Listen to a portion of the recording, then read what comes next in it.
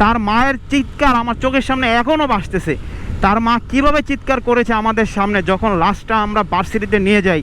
নতুন বাংলাদেশের সকলকে স্বাগতম। সো নতুন বাংলাদেশে এখন আপনারা বাস করতেছেন, বা নতুন বাংলাদেশে আমরা সকলেই আছি। এই বাংলাদেশটা আমরা যেরকম চাই সেরকমই করে সাজাতে হবে, বা আমরা যেই কারণে আন্দোলন করেছি, কারণ আন্দোলন তো শুধু এখন স্টুডেন্ট আন্দোলন ছিল না, এটা সর্বসাধারণ আন্দোলন ছিল। আর একটা কথা বলতে চাই, আমার এক ফ্রেন্ড সহসভাপতি, মানে যে দলটা আর কি ভেঙে গেছে ওই দলের সহসভাপতি ছিল, ওর একটা কাহিনী আজকে আপনাদের বলে আমি ভিডিওটা শেষ করব। সো আগে আমি কিছু কথা আপনাদের বলে নেই। অনেকে ভিডিও দিছে, অনেক ইউটিউবাররা ইউটিউবে ভিডিও আপলোড করেছে আন্দোলনের। আমি ব্যক্তিগতভাবে কেন আন্দোলনের ভিডিও আপলোড করতে পারি নাই, এখন সেই রিজনটা বলতেছি। আমার কাছে আন্দোলনের অনেক ভিডিও আছে, অনেক ফুটেজ আছে। আমি সেই ফুটেজগুলো এই ভিডিওর কিছু কিছু অংশে দিয়ে দিব। আমি যখন থেকে আন্দোলন করতেছিলাম, আমি 13 তারিখ থেকে আন্দোলন করতেছিলাম, মেবি 13 তারিখ থেকে আন্দোলনের ডাক দিয়েছিল, 13-14 তারিখ। তো 13-14 তারিখ আমি আন্দোলন করে যখন বাসায় আসছি, আমার এলাকায় অবশ্য একটা সিঙ্গারা পার্টি আছে, মানে সিঙ্গারা লীগ। সেই সিঙ্গারা লীগ 13-14 তারিখ থেকে আমাকে মানে এলাকার ভিতর একটা বদ্ধ করে রাখছে। ওরা দেখছে যে আমি ফেসবুকে বিভিন্ন স্ট্যাটাস দিছি বা ফেসবুকে বিভিন্ন কথা লেখালেখি করছি ওদের দলের বিরুদ্ধে। ওই দলটা আসলে আমাকে আটকে রেখেছে, এলাকার ভিতরে বদ্ধ করে রেখেছে। তারপর আমি 18 তারিখে যখন আমাদের উত্তরা দিকে আমাদের ইউনিভার্সিটি, আমার ইউনিভার্সিটি ছিল আপনার নর্দার্ন ইউনিভার্সিটি থেকে যখন 18 তারিখে উত্তরার দিকে আন্দোলনের ডাক দেয়, তখন আমি বের হয়েছি বাসা থেকে। সো ওই অবস্থায় আমি থাকি অবশ্য খিলক্ষেতের আশেপাশে। সো খিলক্ষেতে আমি যখন বের হলাম, তখন খিলক্ষেত ওভারব্রিজের পাশে যখন আসছি, ওই অবস্থায় আসার পর সে সিঙ্গারা লীগ আবার আমাকে আটকে জিজ্ঞেস করতে কোথায় যাবেন, কোথায় কী দরকার। আমি বলতেছি আমি ভিসার কাজে যাব। আমি মিথ্যা কথা বলে চেষ্টা করেছি বের হওয়ার জন্য। তারপর ওনারা বলতেছে উত্তরাতে তো কোনো অ্যাম্বাসি নেই। আমি বলতেছি উত্তরাতে অ্যাম্বাসি নেই, ঠিক আছে আমি এজেন্সিতে যাব, এই এজেন্সিতে যাচ্ছি, ভিসার আমার দরকার, আমি ভিসার কাজে যাচ্ছি। ভাই আজকে যাওয়া যাবে না, আজকে সব বন্ধ, আপনি বাসায় চলে যান। তারপর আমি লা মেরিডিয়ানের ওই দিকে ক্রস করে তারপর আবার বের হওয়ার চেষ্টা করেছি। তারপর ওদিকেও আমাকে এক সিঙ্গারা লেক আটকিয়েছে এয়ারপোর্টের এদিক থেকে আবার আমাকে ব্যাক করে দিছে। তারপর আমি এয়ারপোর্টের ভিতর দিয়ে আশকোনার এদিক দিয়ে আস্তে আস্তে নিজে অনেক সেফে আন্দোলনে গিয়েছিলাম। রাত্রেবেলা যখন আমি বাসায় আসি, ওই অবস্থায় আমার বাসায় 4 থেকে 5 জন লোক এসে বলতেছে আমাকে বলতেছে আপনার ছেলে কেন আর কি আন্দোলনে গেছে। তারা তো এত ভাই আসলে জিনিসপত্র বোঝে না, আমি আসলে কোনো দলের সাথে কোনো দিন সম্পর্কিত ছিল না। সো আমার ফ্যামিলি আমাকে বলতেছে বাবা তুই আন্দোলনে যাস ঠিক আছে, সেক্ষেত্রে তোর একটা ছোট ভাই আছে, বা তোর ফ্যামিলির কথা চিন্তা করে আন্দোলনে যাইস। দেখা গেল তুই আন্দোলনে যাওয়ার কারণে যদি আমাদের উপর হামলা হয় বা আমাদের উপর জুলুম হয়, সেটা তো ভালো দেখায় না। তুই আমাদের বড় সন্তান, আমি ফ্যামিলির বড় সন্তান। আমাকে বলতেছে মানে ইমোশনাল ব্ল্যাকমেল করে ফেলেছে আমার ফ্যামিলি আমাকে। তারপর আমি কি করব নিজে একটা চিন্তা ভাবনা করতেছিলাম যে কী করে আন্দোলনে যাব। তারপর আমাকে 2 থেকে 3 দিন ফ্যামিলি থেকেই মানে আটকিয়ে রেখেছে ইমোশনাল ব্ল্যাকমেল করে। কিন্তু 25 তারিখের পর আমি আর ঘরে থাকতে পারি নাই। আমি টোটালি ঘর থেকে 25 তারিখের পর বের হয়ে গেছি।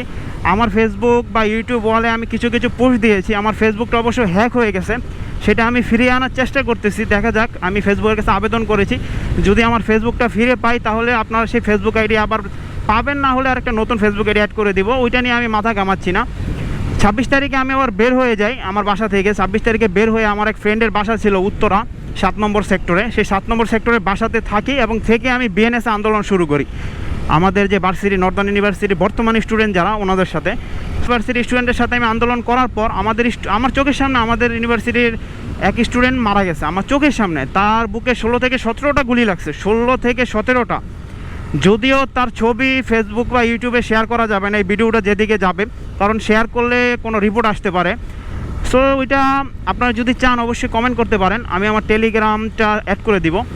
তারপর আমি কি করব, আমি তো দিশেহারা হয়ে গেলাম, যেহেতু আমার চোখের সামনে একজন মারা গেছে। আমি কুয়েত মন্ত্রী হসপিটালে তাকে নিয়ে গেছি, আমি নিজে নিয়ে গেছি কুয়েত মন্ত্রী হসপিটালে। কুয়েত মন্ত্রী হসপিটাল যথেষ্ট চেষ্টা করেছে আমাদের সেই সহকর্মী বা সহযোদ্ধাকে রক্ষা করার জন্য, কিন্তু কুয়েত মন্ত্রী হসপিটাল যতই চেষ্টা করুক তাকে রক্ষা করা যায়নি। তার জীবনটা উপরওয়ালা নিয়ে নিল। যাই হোক, তার জীবনের বিনিময়ে আমরা না হয় চিন্তা ভাবনা করলাম যে স্বাধীনতা পেয়েছি। তারপর আমার মনের ভিতরে একটি স্ফুলিঙ্গ জন্ম নিল। আমি ওদিন থেকে টোটালে আমার ফ্যামিলির ফোন ধরা বন্ধ করে দিয়েছি।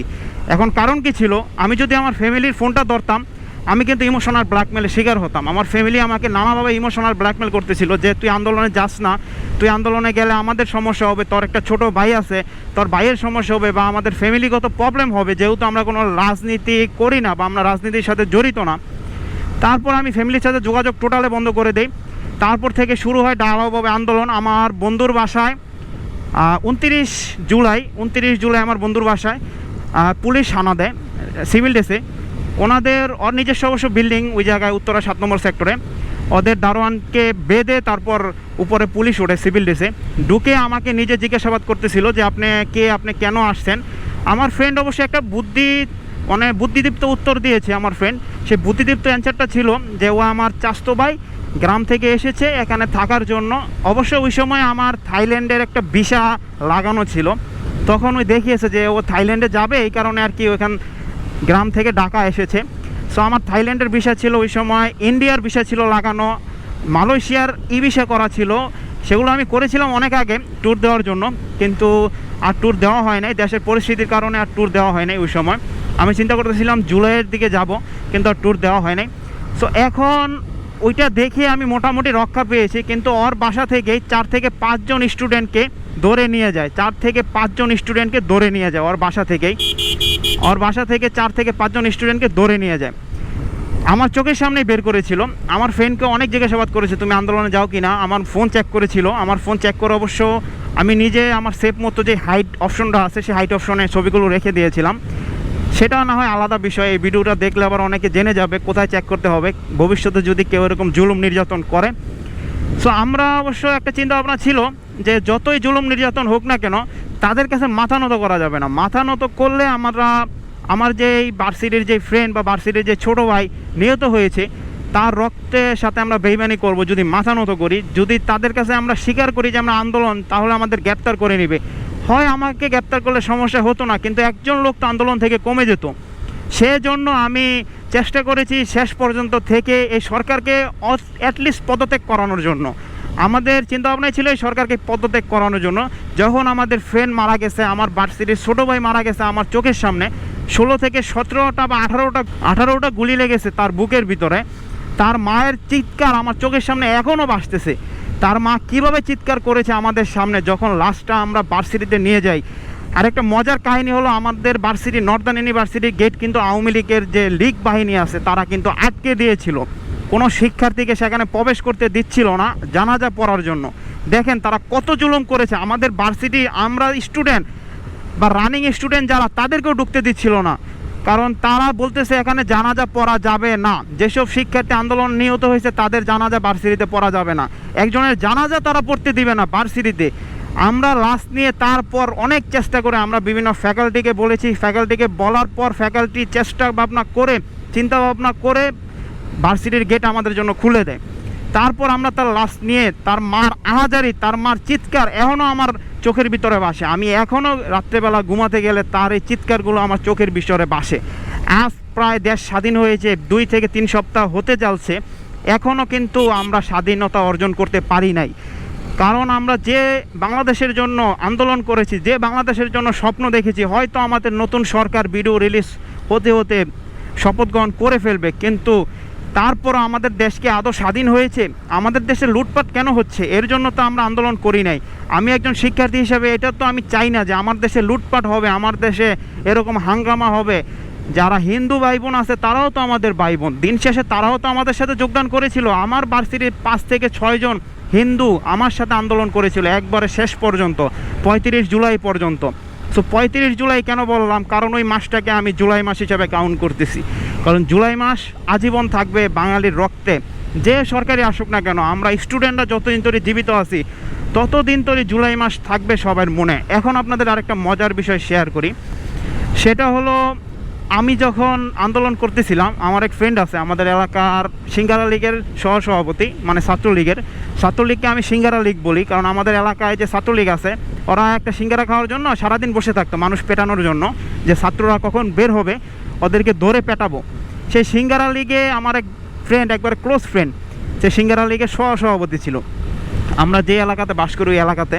সো সিঙ্গারা লীগে সে সহসভাপতি বন্ধু আমাকে প্রতিনিয়ত বলতো, বন্ধু তুই যে এরকম আন্দোলনে যাচ্ছিস তোর কিন্তু সমস্যা হবে।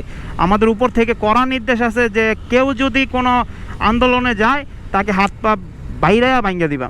এখন এটা শোনার পর আমার মানে মনে একটু খটকা লাগছে যে আমি যদি কোনো কিছু হয়ে যায় বা আমার যদি কোনো কিছু হয়ে যায় তাহলে তো আমার ফ্যামিলি এটাতে দায়বদ্ধ থাকবে বা আমার ফ্যামিলিও তো এটাতে জড়িত থাকবে। তারপর আমি চিন্তা ভাবনা করলাম আন্দোলন দমানো যাবে না, কারণ আমাদের বন্ধু, আমাদের ভাই সকলকে মারতেছে এইভাবে, এটা তো সহজে সহ্য করা যায় না। ওই ফ্রেন্ডের আজকে মানে বর্তমানে রানিং কি কন্ডিশন, ওর বাসায়ও আসতে পারে না, যেহেতু সিঙ্গারা লিগ করতো, সাধারণ মানুষ ওকে পেটাবে এই চিন্তা ভাবনা করে। আমি ওকে বলছি আয়, সমস্যা নেই, আমরা স্টুডেন্টরা কখনো হাঙ্গামা চাই না, বা আমি নিজে তোর জন্য দাঁড়াবো, যেহেতু আমি তোর ফ্রেন্ড, বা আমি তোর আমাকে একসময় উপদেশ দিতি যে আন্দোলনে যাইস না, এখন তুই আসলে আমাদের সাথে এসে যোগদান কর, সমস্যা নেই। ও অবশ্য কোনো নির্যাতন করে নাই, তারপরও আসলে ওকে মানে যাই হোক, এলাকার মানুষ তো জানে কে সভাপতি বা কে সহসভাপতি। সভাপতি সাধারণ সম্পাদকদের কোনো সমস্যা নেই, কিন্তু যেসব বেচারারা সহসভাপতি ওদের আসলে এখন অবস্থা অনেক ক্রিটিক্যাল। ওরা তো আসলে কিছু টাকার জন্য দেখা যায় তো ডেইলি 300-400 টাকার জন্য এইসব সভাপতি বা সদস্য বা সেক্রেটারি তাদের পিছনে পড়ে থাকতো। এখন তাদের অবস্থা খুবই খারাপ, তারা না পারতেছে বাসায় ফিরতে, না পারতেছে কোনো কিছু করতে। সো এইটার জন্য বলতে চাই যে যেসব সহসভাপতি বাইরে আছেন তারা অবশ্যই অচিরেই স্টুডেন্টদের পাশে এসে দাঁড়ান, প্রতিজ্ঞাবদ্ধ করেন যে জীবনে আর কোনো দল করব না ভাই, জীবনে সবচেয়ে বড় শিক্ষা হয়েছে, এখন আর কোনো দল করতে চাই না, জাস্ট ভালো মতো বেঁচে থাকতে চাই, বেঁচে থেকে কিছু খেয়ে পরে বাঁচতে চাই। এছাড়া আপনাদের আর কোনো মনে হয় উপায় নেই, কারণ মানুষ আপনাদের প্রতি যেভাবে ক্ষেপা, হয়তো আপনাদের রাস্তাঘাটে পেলে কিছু করেও ফেলতে পারে, সেটা আমি বলতেছি না। যাই হোক, দিন শেষে বা পরিশেষে আমি একটা কথা বলতে চাই, আমাদের বাংলাদেশ সকল মানুষের বাংলাদেশ, আমাদের বাংলাদেশ সকল আইন শৃঙ্খলা রক্ষাকারী বাহিনীর বাংলাদেশ। আমরা চাই আমাদের বাংলাদেশে যে পুলিশ সদস্যরা আছে, যারা আগে যাই করেছে সারা সেগুলো ভুলে এখন প্রতিজ্ঞাবদ্ধ হয়ে আবার নতুন করে পুলিশে আসুক, আমরা তাদের সাদর আমন্ত্রণ জানাই। কারণ পুলিশ ছাড়া দেশ চলবে না। যতই আমরা শিক্ষার্থীরা পাহারা দেই না কেন, আমার এলাকায়ও কিন্তু আমি পাহারা দিচ্ছি, তারপরও পুলিশ ছাড়া ভাই দেশ চলবে না। এই দেশের মানুষ আপনারা তো দেখছেন, সামান্য প্রধানমন্ত্রী পদত্যাগ করছে, প্রধানমন্ত্রী গণভবনে আমি বাদ দিলাম, আমি নিজেও গণভবনে গেছি, সেই ভিডিও আপনারা কিছুক্ষণের মধ্যেই দেখবেন স্ক্রিনে। আমি নিজেও গণভবনে গেছি, আমি সেটা স্বীকার করি, কিন্তু কিছু আনতে পারি নাই, কারণ আমি যেয়ে দেখি আমি 4টা সাড়ে 4টার দিক ঢুকছিলাম গণভবনের ভিতরে, জাস্ট কিছু ছবি তুলে আমার প্রোফাইলে সেটা পাবেন। আর আমি নিজে সংসদ ভবনে গিয়েছিলাম, আমার যেটা সবচেয়ে খারাপ লাগছে, সংসদ ভবনের মতো একটা সংরক্ষিত এলাকায় আমরা জাতি হিসাবে কতটা ছোট, আমরা জাতি হিসাবে কতটা নির্লজ্জ, সংসদ ভবনের মতো একটা জায়গা থেকে আমরা লুটপাট করি। এটার জন্য আমরা আন্দোলন করেছি? এটার জন্য আমার ভার্সিটির ছোট ভাই বা আমার সহকর্মী শহীদ হয়েছে? এটার জন্য কি বাংলাদেশে হাজার হাজার স্টুডেন্ট শহীদ হয়েছে? এরকম বাংলাদেশে আশা আমরা করি না। আপনারা যে দলেরই হন না কেন, বিএনপি, আওয়ামী লীগ, জাতীয় পার্টি, জামাত বা আরও যে হেফাজত, যেই দলের হন না কেন, এগুলো আপনারা যদি করে থাকেন, আপনাদের নেতাকর্মীদের নির্দেশ দেন, এগুলো আসলে করা উচিত না। যদি আপনারা করেন তাহলে বর্তমানে তাদের কি অবস্থা হয়েছে সেটা তো আপনারা দেখছেন। বর্তমানে যে অবস্থা হয়েছে, আপনাদের অবস্থা কিন্তু ভবিষ্যতে আরও খারাপ হতে পারে যদি আপনাদের রাজনীতি যারা করতেছে বা আপনাদের সমর্থক যারা আছে তারা যদি এরকম লুটপাট করে, আপনাদের অবস্থা কিন্তু তাদের থেকেও খারাপ হতে পারে। কারণ এখনও কিন্তু আপনারা ক্ষমতায় আসেন নাই, এখনও ক্ষমতার পালাবদল হয় নাই, এখনও বাংলাদেশের নতুন সূর্যোদয় হয় নাই। সো আপনারা অবশ্যই এগুলো একটু কেয়ারফুলি দেখবেন। আর আজকে 300 ফিট দিয়ে আমি ভিডিও করতেছি কারণ আমি আন্দোলন করে আমার পায়ে একটু হালকা চোট খেয়েছি, আমার পাটা একটু ফুলে গেছে, এই কারণে। আন্দোলন তো শেষ হয়েছে 2-3 দিন হবে, আমার ভিডিওটা যেতে যেতে না হয় 1 সপ্তাহ বা 2 সপ্তাহ লেট হতে পারে, কারণ আমি ভিডিও এডিট করতে একটু অলসতার ভিতরে দিয়ে যাচ্ছি। এই কারণে আমার ভিডিও এখন কম যাচ্ছে, আর আমি নিজের ব্যবসা নিয়ে একটু চিন্তাভাবনা আছি, তো এই কারণে। যাই হোক, যদি ভবিষ্যতে বিদেশে কোনো ট্যুর দেই, যদি ভবিষ্যতে দেশের বাইরে যাই, সেই ভিডিও আপনারা দেখবেন। যেহেতু আমি থাইল্যান্ড বা মালয়েশিয়ার 2টা ভিসা লাগিয়েছি বা ইন্ডিয়ার ভিসা আছে, ইন্ডিয়ায় এখন আমি যাব না, কারণ ইন্ডিয়া আমার মন থেকে উঠে গেছে। যাই হোক, আমি থাইল্যান্ড আর মালয়েশিয়া যাওয়ার চেষ্টা করব। সেখানে গেলে আপনারা নতুন কিছু আপডেট পাবেন বা নতুন কিছু ভিডিও পাবেন। এখন আপনারা বাংলাদেশকে একটু সাজান, বাংলাদেশটা নতুন করে তৈরি করুন, যাতে আপনার আমার বাংলাদেশ প্রতিনিয়ত অত্যাচার নির্যাতন করে তাদের থেকে রক্ষা পায়, যাতে আপনার মা বোনরা রাস্তাঘাটে সুন্দর মতো বের হতে পারে। এখন আমাদের শিক্ষার্থীরা ট্রাফিক নিয়ন্ত্রণ করছে, আমি তাদের সাধুবাদ জানাই। মুক্তিযুদ্ধের পরবর্তী ট্রাফিক আইনে যেমন শিক্ষার্থীদের নেওয়া হয়েছিল, তেমন পার্ট টাইম একটা জবের আমি আশা করতেছি, যাতে শিক্ষার্থীরা পার্ট টাইম কিছু জব করতে পারে ট্রাফিক আইনের মাধ্যমে বা ট্রাফিকের মাধ্যমে। তারা পার্ট টাইম জব করলে তাদের নিজেরও খরচ চলবে, ইভেন দেশটাও আরও ডেভেলপ হবে। কারণ শিক্ষার্থীরা কখনো ঘুষ আদায় করবে না, আমি এতটুকু মন থেকে বলতে পারি। শিক্ষার্থীরা কখন পুলিশের মতো ঘুষ আদায় করবে না, শিক্ষার্থীরা কখনো সাধারণ বাহিনীর মতো ঘুষ আদায় করবে না, কারণ তারা শিক্ষার্থী, তাদের বুকে শিক্ষা আছে, তাদের মন মানসিকতা অনেক পরিপূর্ণ। বর্তমান পুলিশ বা বর্তমান যে বাহিনী যারা পরিত্যক্ত ঘোষণা করতেছে পুলিশকে, সেই বাহিনী থেকে আমি অবশ্যই সাধুবাদ জানাই সকল শিক্ষার্থীকে আমাদের সংখ্যালঘু ভাইদের পাশে দাঁড়ানোর জন্য। দিন শেষে সংখ্যালঘু ভাইরাও এদেশের নাগরিক, সংখ্যালঘু ভাইরা আমাদের ভাই, তারা অন্য ধর্মের হোক না কেন, যে যে ধর্মের হোক না কেন, সবার জন্য বাংলাদেশ, সবার জন্য বাংলাদেশ চাই। হ্যাঁ, আমরা ইসলামিক 95% বাংলাদেশ আমাদের দেশে ইসলামিক রাষ্ট্র আমরা চাই, আমি মন প্রাণে ইসলামিক রাষ্ট্র চাই। তারপর আপনাদের আমি যেটা বলতে চাই, এদেশে সকলের জন্য সুনিশ্চিত নিরাপদ বাসস্থানই হলো আসল স্বাধীনতা। এখন আমরা স্বাধীনতা অর্জন করেছি, তাই বলে আমাদের সংখ্যালঘু ভাইদের আমি নির্যাতন করব, তাই বলে আমাদের খ্রিস্টান ভাইদের আমি নির্যাতন করব না। এদের সবার জন্য। দিন শেষে আমি আপনি যে যুদ্ধটা করেছি, আমাদের সংখ্যালঘু ভাইরাও তো এর সাথে ছিল, আমার নিজের সাথেই 6 জন ছিল আমাদের ভার্সিটির সংখ্যালঘু। সো হিন্দু ভাই যারাই আছেন তারা অবশ্যই আমাদের ভাই, আমাদের বোন, সকলে আমাদের সাথে বসবাস করে বাংলাদেশটাকে নতুন এক বাংলাদেশে রূপান্তর করবেন। আর এরকম হেলমেট ছাড়া লোকজন রাস্তাঘাটে যদি এখনও বের হয়, তাহলে আপনারা অবশ্যই এগুলো প্রতিরোধ করবেন, যে হেলমেট বাহিনী বা হেলমেট ছাড়া লোকজন রাস্তাঘাটে যাতে না বের হয়। যারা শিক্ষার্থী ভাইরা আসতে পারে এগুলো একটু দেখে তারপর আপনারা ভালো মতো ব্যবস্থা নেবেন। আপনারা অবশ্যই আলোচনা করে আপনারা ট্রাফিক বিভাগে একটা ছোট্ট অবশ্য পার্মানেন্ট জব বা দেখা যাচ্ছে আপনার এরকম যে সাপ্রি, এগুলো আমাদের বাংলাদেশ থেকে তাড়াতে হবে। যে সাপ্রিগুলো আছে এই সাপ্রিগুলো বাংলাদেশ থেকে বন্ধ করতে হবে। আমি জাস্ট বের হয়েছিলাম ভিডিওটা তৈরি করার জন্য, যে স্বাধীনতা অর্জন হয়েছে কিন্তু আপনাদের এখনও কোনো আপডেট দেওয়া হয় না। আপনারা বলবেন যে আমি কি মারা গেছি নাকি? না ভাই, মারা যাই নাই, আসি। পায়ে একটু হালকা ব্যথা পেয়েছি। কেন ব্যথা পেয়েছি সেটা এক পুলিশের লাঠি দিয়েছিল, মানে বাড়ি দিয়েছিল পায়ে, সেই পায়ে এই কারণে ব্যথা পেয়েছি। ছবিটা আমি আপনাদের শেয়ার করে দিব। আমার যে ক্রিয়েট আছে, সো সে ক্রিয়েটে পাবেন, মানে পোস্ট আছে একটা, আপনারা দেখবেন ইউটিউবের এক সাইডে ঢোকার পর আমার চ্যানেলে পোস্ট, সেই পোস্টে আপনারা আমার ছবিটা পাবেন, মানে পায়ের ছবিটা। অবশ্যই চ্যানেলটা সাবস্ক্রাইব করবেন, কমেন্ট করে জানাবেন ভিডিওটা আরও কী করে ডেভেলপ করা যায়, একটি করে লাইক দিয়ে দিবেন। নতুন বাংলাদেশে অবশ্যই সকলের, আমার আপনার সবার, তো সকলে সকল দল মত নির্বিশেষে, ধর্ম নির্বিশেষে একসাথে বসবাস করার প্রতিজ্ঞাবদ্ধ হই, নতুন বাংলাদেশকে নতুনভাবে সাজানোর অঙ্গীকার করি। থ্যাংক ইউ সবাইকে ভিডিওটা সম্পূর্ণ দেখার জন্য। আজকের ভিডিওটা একটু বড় হয়েছে, এই কারণে সকলের কাছে আমি ক্ষমা প্রার্থী।